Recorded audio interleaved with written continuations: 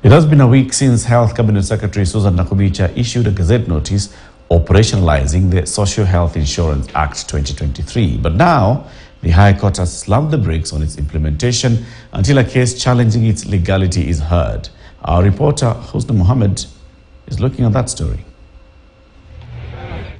On Tuesday, 28th November, the Health Ministry placed an advertisement in a section of local media on commencement of public participation process on the Social Health Insurance Act 2023. But this comes on the back of Justice Chacha Mwita's ruling that granted orders halting implementation of the very same act. The Social Health Insurance Act 2023 is among the four that were recently assented by the President after being passed by Parliament in 19th October 2023. Under the new law, all Kenyans are required to be registered to the medical insurance scheme to access medical services. However, Justice Chacha's ruling was based on a case filed at the High Court by Joseph Enoch Aura.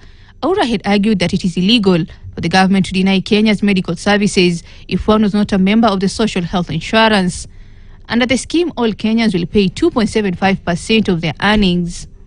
Every Kenyan aged 18 years and above will be required to make monthly contributions to the fund that will replace the NHIF. And those who fail to pay their monthly health premiums will be fined an equivalent of 2% of the defaulted amount for the period that contributions remain unpaid.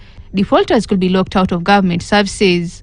But as the back and forth over the social health insurance continues, Kenyans have been speaking about it. This insurance at the help of the government should at all costs fight for the people and the people's health. Everybody has a right. You have a right to choose what is good and what is bad. You have a right to choose the insurance you want. Kenya Kwanza, if ideally they want this program to succeed, they should also not rush this program. In the initial proposal, contribution to the fund has been based at 300 and capped at 5,000 shillings. However, the President's recent comments pointed to the contrary. Health is not something that anybody should miss because of their financial status. The indigents, the people who cannot pay, will be paid for by the government of Kenya. The development came hours after Health CA Susan Nakhumicha met the staff of the National Health Insurance Fund to discuss the transition. She hinted at possible job losses. I am yet to see a reason of anyone to lose hope. Unless you know very well that there's something that you have done that is yet to be discovered. And within this period, it might be discovered. Then you must be careful. But if you know yourself, you're okay, you're doing your job very well, nobody needs to be worried. I do not see a reason to worry.